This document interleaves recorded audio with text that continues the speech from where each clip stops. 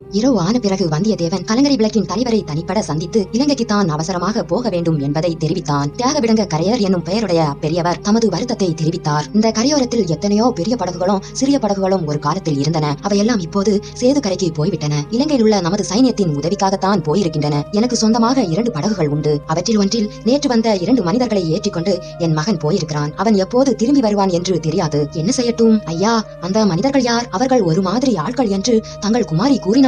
ஆமாம், அவர்களை கண்டால் எனக்கும் பிடிக்கவில்லைதான். அவர்கள் யார் என்பதும் தெரியவில்லை, எதற்காக போகிறார்கள் என்பதும் தெரியவில்லை. பழுவேட்டரையரின் பனைமுத்திரை அவர்களிடம் இருந்தது. அப்படியும் நான் என் மகனை போக சொல்லியிருக்க மாட்டேன். ஆனால் என் மருமகள் மிக பணத்தாசை பிடித்தவள். பை நிறைய பணம் கொடுப்பதாக அவர்கள் சொன்னதை கேட்டுவிட்டு புருஷனை போக வேண்டும் என்று வற்புறுத்தினாள். இது என்ன ஐயா வேடிக்கை? வீட்டில் உலக அனுபவம் இல்லாத ஒரு சிறு பெண் சொன்னால் அதைத்தான் உங்கள் மகன் கேட்க வேண்டுமா என்றான் வந்தியத்தேவன். பிறகு சிறிது தயக்கத்துடன் மன்னித்துக் கொள்ளுங்கள், அது தங்கள் குடும்ப விஷயம் என்றான். அப்பனே, நீ கேட்பதில் தவறு ஒன்றுமில்லை. என் குடும்பத்திற்கு சாபக்கேடு ஒன்றுண்டு. என் மகன் என்று தயங்கினார். வந்தியத்தேவனுக்கு அப்போது சேந்தன் அமுதன் இக்குடும்பத்தை பற்றி கூறியது நினைவுக்கு வந்தது. தங்கள் மகனால் பேச முடியாதா? ஆம், உனக்கு எப்படி தெரிந்தது என்று கேட்டார் பெரியவர். சேந்தன் அமுதனையும் அவன் தாயாரையும் அவர்கள் வீட்டில் தான் தங்கியிருந்ததை பற்றியும் வந்தியத்தேவன் அவரிடம் கூறினான். அந்த ஆள் நீதானா? உன்னை பற்றி செய்தி இங்கே முன்னமே வந்துவிட்டது. உன்னை நாடெங்கும் தேடுகிறார்களாமே. இருக்கலாம், அதை பற்றி எனக்கு தெரியாது. நீ ஏன் இலங்கைக்கு அவசரமாக போக விரும்புகிறாய் என்று இப்போது எனக்கு தெரிகிறது. பெரியவரே, தாங்கள் நினைப்பது சரியல்ல. என் உயிரை காப்பாற்றிக் கொள்வதற்காக மட்டும் நான் இலங்கைக்கு போகவில்லை. அங்கே உள்ள ஒருவருக்கு மிக முக்கியமான ஓலை ஒன்று கொண்டு போகிறேன். தாங்கள் வேண்டுமானால் அதை பார்க்கலாம். தேவையில்லை, இளைய பிராட்டி உன்னை பற்றி எழுதியிருப்பதே எனக்கு போதும். ஆனால் இச்சமயம் நீ கேட்கும் உதவி என்னால் செய்ய முடியவில்லையே. ஐயா, இன்னொரு படகு இருப்பதாக சொன்னீர்களே. படகு இருக்கிறது, தள்ளுவதற்கு ஆள் இல்லை. நீயும் உன்னுடைய சிநேகிதனும் தள்ளி கொண்டு போவதா இருந்தால் தருகிறேன். ஐயா, எங்கள் இருவருக்கும் படகு ஓட்ட தெரியாது. எனக்கு தண்ணீர் என்றாலே கொஞ்சம் பயம். அதிலும் கடல் என்றால். படகு ஓட்ட தெரிந்தாலும் அனுபவம் இல்லாதவர்கள் கடலில் படகு ஓட்ட முடியாது. கடலில் கொஞ்சம் தூரம் போய்விட்டால் கரை மறந்துவிடும். அப்புறம் திசை தெரியாமல் திண்டாட வேண்டி வரும். ஐயா, என்னுடன் வந்தவனை நான் அழைத்து போவதற்கும் இல்லை. அவனை மூலிகை சேகரிப்பதற்காக இங்கே விட்டு போக வேண்டும். ஏதாவது ஒரு வழி சொல்லி நீங்கள் தான் உதவி செய்ய வேண்டும். ஒரு வழி இருக்கிறது, அது எளிதில் நடக்கக்கூடிய காரியம் என்று. நீயும் முயற்சி செய்து பார். அதிர்ஷ்டம் உன் பக்கம் இருந்தால் நான் என்ன செய்ய வேண்டும்? பெரியவரே, சொன்னால் கட்டாயம் செய்கிறேன். இந்த பகுதியிலேயே பூங்குழலியை போல் சாமர்த்தியமாக படகு தள்ள தெரிந்தவர்கள் வேறு யாரும் இல்லை. இலங்கைக்கு எத்தனையோ தடவை போய் வந்திருக்கிறாள். அவளிடம் நான் சொல்லுகிறேன், நீயும் கேட்டுப்பார். ஐயா, இப்போதே கூப்பிடுங்களேன், கேட்டு பார்க்கலாம். வேண்டாம், மிக்க பிடிவாதக்காரி. இப்போது உடனே கேட்டு முடியாது என்று சொல்லிவிட்டால் அப்புறம் அவளுடைய மனதை மாற்ற முடியாது. நாளைக்கு நல்ல சமயம் நோக்கி அவளிடம் நான் சொல்லுகிறேன். நீயும் தனியே பார்த்து கேள். இவ்விதம் தியாகவிடங்க கரையர் கூறிவிட்டு கலங்கரை விளக்கை நோக்கி சென்றார். அவருடைய வீட்டு திண்ணையில் வந்தியத்தேவன் படுத்தான். அவனுடன் வந்த வைத்தியர் மகன் முன்னமே தூங்கி போய்விட்டான். வந்தியத்தேவனுக்கு நீண்ட பிரயாணம் செய்த களைப்பினால் தூக்கம் கண்ணை சுற்றி கொண்டு வந்தது. விரைவில் தூங்கி போனான். திடீரென்று தூக்கம் கரைந்தது. கதவு திறக்கும் ஓசை கேட்டது. களைத்து மூடியிருந்த கண்ணிமைகளை கஷ்டப்பட்டு வந்தியத்தேவன் திறந்து பார்த்தான். ஓர் உருவம் வீட்டிற்குள்ளே இருந்து வெளியேறி சென்றது தெரிந்தது. மேலும் கவனமாக பார்த்தான். அது பெண்ணின் உருவம் என்று கண்டான். கலங்கரை விளக்கின் வெளிச்சம் அந்த உருவத்தின் மேல் விழுந்தது. அவள் பூங்குழலிதான், சந்தேகமில்லை. அவள் என்னமோ நம்மிடம் சொன்னாளே, நடுநிசியில் என்னை தொடர்ந்து வா, என் காதலர்களை காட்டுகிறேன் என்றாள். ஏதோ விளையாட்டு பேச்சு என்றல்லவா அப்போது நினைத்தோம். இப்போது இவள் உண்மையிலேயே நள்ளிரவில் எழுந்து போகிறாளே. எங்கே போகிறாள்? காதலனையோ காதலர்களையோ பார்க்க போவதா இருந்தால் அப்படி நம்மிடம் சொல்லுவாளா? பின்தொடர்ந்து வந்தால்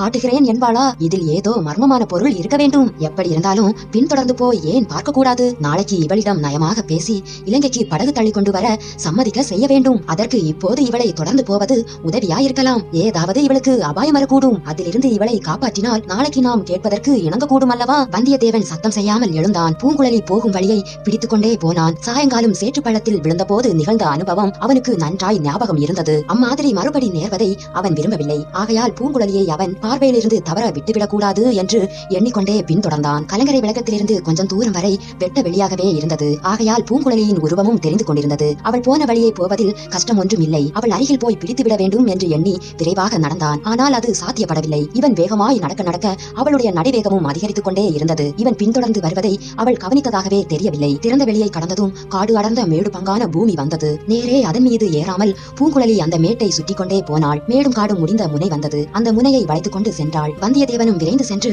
அந்த முனை திரும்பியதும் சற்று தூரத்தில் அவள் போய்க் கொண்டிருப்பதை பார்த்தான். நல்ல வேளை என்று தைரியம் கொண்டான். ஆனால் அடுத்த கணத்தில் திடீரென்று அவளை காணவில்லை. எப்படி திடீரென்று மறைந்திருப்பாள்? இது என்ன மாயமா, மந்திரமா? அங்கே ஏதாவது பள்ளம் இருந்திருக்குமோ? ஓட்டமும் நடைமாய் போய் பூங்குழலி எங்கே நின்று மறைந்தாள் என்று தோன்றியதோ அந்த இடத்துக்கு வந்தான். அங்கே நின்று நாலா பக்கமும் பார்த்தான். 3 பக்கங்களில் அவள் போயிருக்க முடியாது. போயிருந்தால் தன் கண்ணிலிருந்து மறைந்திருக்க முடியாது. அவ்விடத்தில் காலை ஜாக்கிரதையாக ஊன்றி வைத்து பார்த்து சேறு கிடையாது என்பதையும் நிச்சயப்படுத்திக் கொண்டான். ஆகையால் மேட்டின் மேல் ஏறி காட்டுக்குள் தான் போயிருக்க வேண்டும். இன்னும் கொஞ்சம் உற்று பார்த்ததில் குத்துச்செடிகள் அடர்ந்த அந்த மேட்டில் ஏறுவதற்கு ஒற்றையடி பாதை ஒன்று இருப்பது தெரிய வந்தது.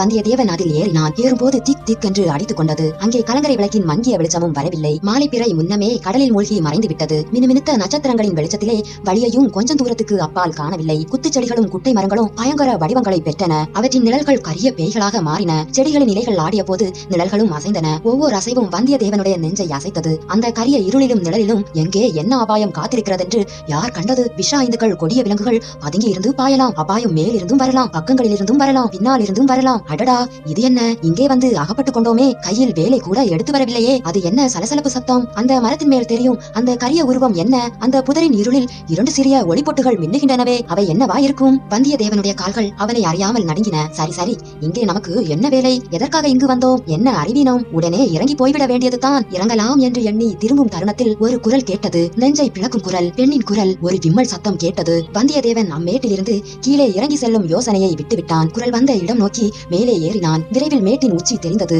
அங்கே பூங்குழலி நின்று பாடல் பாடிக்கொண்டிருந்தாள். பூங்குழலிக்கு எதிரில் நேருக்கு நேராக வந்தியத்தேவன் நின்றான். வந்துவிட்டாயா? திண்ணையில் கும்பகர்ணனை போல் தூங்கினாயே என்று பார்த்தேன். வீட்டு கதவு திறந்த சத்தம் கேட்டு விழித்துக் கொண்டேன். நீ விடு என்று நடந்து வந்துவிட்டாய். திரும்பியே பார்க்கவில்லை. அம்மம்மா, உன்னை தொடர்ந்து ஓடி வருவது எவ்வளவு கஷ்டமாய் போய்விட்டது. எதற்காக தொடர்ந்து வந்தாய்? நல்ல கேள்வி. நீதானே வர சொன்னாய். மறந்துவிட்டாயா எதற்காக வர சொன்னேன் என்று? உனக்கு நினைவு இருக்கிறதா? நினைவு இல்லாமல் என்ன? உன் காதலர்களை காட்டுவதாக சொன்னாய். எங்கே உன் காதலர்கள்? காட்டு பார்க்கலாம். அதோ உனக்கு பின்னால் திரும்பி பார் என்றாள் பூங்குழலி. வந்தியத்தேவன் திரும்பி பார்த்தான். அவனுடைய வயிற்றிலிருந்து குடல்கள் மேலெழும்பி அவன் மார்பை அடைத்தன. பிறகு இன்னும் மேலே கிளம்பி அவன் தொண்டையையும் அடைத்துக் கொண்டன. அவனுடைய தேகத்தில் 1000 மின்னல்கள் பாய்ந்தன. பழுக்க காய்த்த 1,00,000 ஊசி முனைகள் அவன் தேகமெல்லாம் துளைத்தன. அத்தகைய பயங்கர காட்சி அவன் கண்முன்னே காணப்பட்டது. அங்கே பறந்திருந்த இருளில் ஆங்காங்கே 10, 20, 100 அக்கினி குண்டங்கள் தோன்றின. அவற்றிலிருந்து புகை இல்லை, வெளிச்சமும் இல்லை. கீழே விறகு போட்டு எரிந்து உண்டாகும் தீப்பிழம்புகளும் அல்ல, வெறும் நெருப்பு மட்டும் காணப்பட்டது. ஒரு பிரமாண்டமான கரிய இருள் நிறம் கொண்ட ராட்சதன் காணப்பட்டான். தனியாக தலை ஒன்றும் இல்லாமல் வயிற்றிலேயே வாய் கொண்ட கபந்தனை போன்ற ராட்சதன் அவன். ஆனால் அவன் வயிற்றில் ஒரு வாய் அல்ல, நிறைய வாய்கள் காணப்பட்டன. அந்த வாய்களை அவன் அடிக்கடி திறந்து மூடினான். திறக்கும் போது வயிற்றிலிருந்து தீயின் சுடர் வாய்களின் வழியாக வெளியே வந்தது. மூடும் போது மறைந்தது. இந்த காட்சியை கண்ட வந்தியத்தேவனுடைய ஒவ்வொரு ரோமக்கால் வழியாகவும் அவனுடைய உடம்பின் ரத்தம் கசிவது போல் இருந்தது. அப்படிப்பட்ட பீதி அவனை என்றைக்கும் ஆட்கொண்டதில்லை. பெரிய பழுவேட்டரையரின் பாதாள நிலவரையில் கூட இல்லை. அவன் பின்னால் ஒரு சிரிப்பு சத்தம் கேட்டு திரும்பி பார்த்தான். பூங்குழலி தான். வேறொரு சந்தர்ப்பத்தில் என்றால் அவளுடைய அந்த சிரிப்பே அவனுக்கு அளவில்லாத பயங்கரத்தை உண்டாக்கி இருக்கும். இப்போது அதே சிரிப்பு தைரியத்தை அளித்தது. ரத்தமும் சதையும் உடலும் உயிரும் உள்ள பெண் ஒருத்தி அவன் பக்கத்திலே நிற்கிறாள் என்பது பெரும் அபாயத்தில் ஒரு பற்றுக்கோள் போல் உதவியது. பார்த்தாயா என் காதலர்களை என்று பூங்குழலி கேட்டாள். இந்த கொள்ளிவாய் பிசாசுகள் தான் என் காதலர்கள்.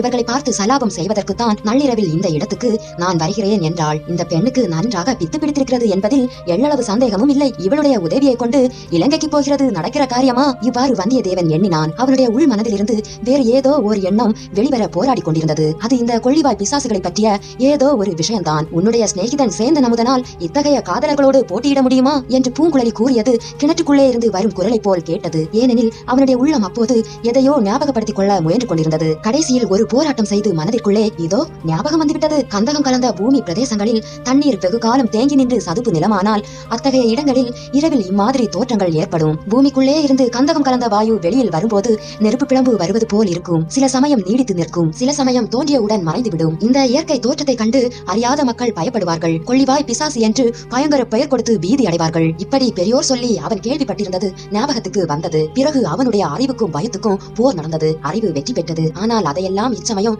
இந்த பிரம்மை பிடித்த பெண்ணிடம் சொல்லி பயனில்லை. எப்படியாவது அவளுக்கு நல்ல வார்த்தை சொல்லி அழைத்துக் கொண்டு போய்விட வேண்டியதுதான். பூங்குழலி, உன் காதலர்கள் எங்கும் போய்விட மாட்டார்கள், இங்கே தான் இருப்பார்கள். நாளைக்கும் அவர்களை வந்து பார்க்கலாம் அல்லவா? வீட்டுக்கு போகலாம். அதற்கு பூங்குழலி மறுமொழி ஒன்றும் சொல்லவில்லை.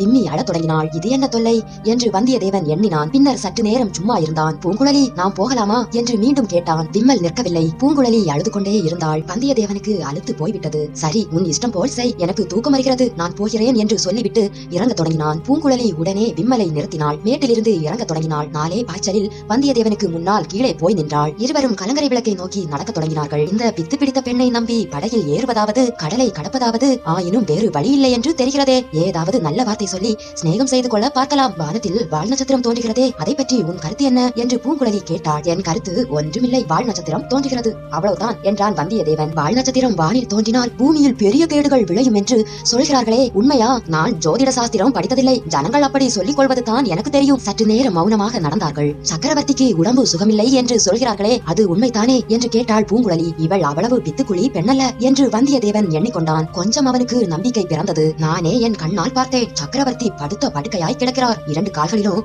உணர்ச்சியே கிடையாது. ஓர் அடி கூட எடுத்து வைக்க முடியாது. அவரை குணப்படுத்த மூலிகை கொண்டு வரத்தான் நான் வந்திருக்கிறேன். பூங்குழலி, எனக்கு ஓர் உதவி செய்வாயா? அதற்கு மறுமொழி சொல்லாமல், சக்கரவர்த்தி அதிக நாள் உயிரோடு இருக்க மாட்டார், சீக்கிரத்தில் இறந்து போய்விடுவார் என்று சொல்கிறார்களே, அது உண்மையா என்று கேட்டாள் பூங்குழலி. நீ இச்சமயம் உதவி செய்யாவிட்டால் அப்படி நடந்தாலும் நடந்துவிடும். இலங்கையில் ஓர் அபூர்வ சஞ்சீவி மூலிகை இருக்கிறதாம். அதை கொண்டு வந்தால் சக்கரவர்த்தி பிழைத்துக் கொள்வாராம். நீ படகு தள்ளி கொண்டு இலங்கைக்கு வருவாயா? சக்கரவர்த்தி ஒருவேளை இறந்து போனால் அடுத்தபடி யார் பட்டத்துக்கு வருவார்கள் என்று பூங்குழலி கேட்டது வந்தியத்தேவனை தூக்கி வாரி போட்டது. பூங்குழலி, உனக்கும் எனக்கும் அதை பற்றி என்ன? யார் பட்டத்துக்கு வந்தால் நமக்கென்ன கவலை? ஏன் கவலை இல்லை? நீயும் நானும் இந்த ராஜ்யத்தின் குடிமகன்கள் அல்லவா? இந்த பெண் பித்து பிடித்தவளே அல்ல. இவளிடம் ஜாக்கிரதையாக நடந்து கொள்ள வேண்டும். இவளுடைய விசித்திரமான செயல்களுக்கு வேறு காரணம் இருக்க வேண்டும். ஏன் பேசாமல் இருக்கிறாய்? அடுத்த பட்டத்துக்கு யார் வருவார்கள் என்று பூங்குழலி மீண்டும் கேட்டாள். ஆதித்த கரிகாலருக்கு தான் யுவராஜா பட்டம் கட்டியிருக்கிறது. அவர் தான் நியாயமாக அடுத்த பட்டத்துக்கு வர வேண்டும். மதுராந்தகர் அவருக்கு உரிமை ஒன்றும் இல்லையா? அவர் தான் ராஜ்யம் வேண்டாம் என்று சொல்லிவிட்டாரே. முன்னே அப்படி சொன்னார், இப்போது ராஜ்யம் வேண்டும் என்று சொல்கிறாராமே. அவர் சொன்னால் போதுமா? நாட்டு மக்கள் எல்லோரும் ஒப்புக்கொள்ள வேண்டாமா? பெரிய மனிதர்கள் பலர்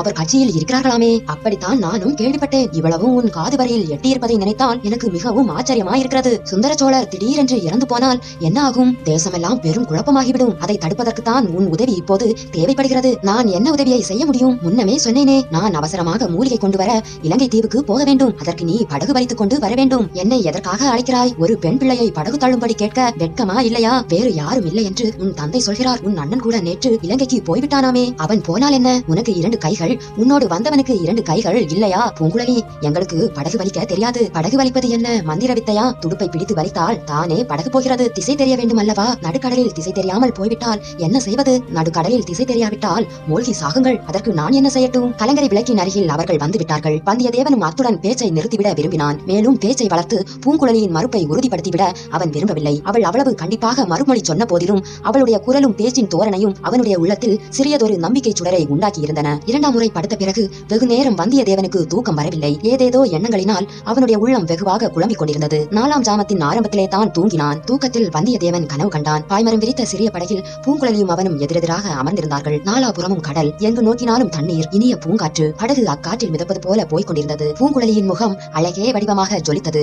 சுருண்ட தலைமுடி நெற்றியில் ஊசலாடி கொண்டிருந்தது. எங்கே போகிறோம், எதற்காக போகிறோம் என்பதெல்லாம் வந்தியத்தேவனுக்கு மறந்து போய்விட்டது. பூங்குழலியுடன் படகில் போவதற்காக இத்தனை நாள் பிரயாணம் செய்து வந்ததாக தோன்றியது. ஒன்றே ஒன்று குறைவாயிருந்தது. அது என்ன? பூங்குழலியின் பாட்டு. சேந்தன் அமுதன் சொல்லியிருந்தான் அல்லவா? பூங்குழலி, உன் பவள வாயை திறந்து ஒரு பாட்டு பாட மாட்டாயா என்றான் வந்தியத்தேவன். என்ன சொன்னாய் என்று பூங்குழலி புன்னகையுடன் கேட்டாள். உன் கனிவாயை திறந்து ஒரு கீதம் இசைக்க மாட்டாயா என்றேன். கீதம் இசைத்தால் எனக்கு என்ன தருவாய்? உன் அருகில் வந்து உன் அழகிய கன்னத்தில் என்று சொல்லி முடிப்பதற்குள்ளே பூங்குழலி தன் மடியிலிருந்து ஒரு கூரிய கத்தியை எடுத்துக்கொண்டாள். கத்தி பிடித்த கையை ஓங்கினாள். இதோ பார், அந்த பாய்மரத்துக்கு அப்பால் ஒரு அணு அளவு நீ வந்தாலும் உன்னை இந்த கத்தியால் குத்தி விடுவேன். கடல் மீன்கள் பசியா இருக்கின்றன.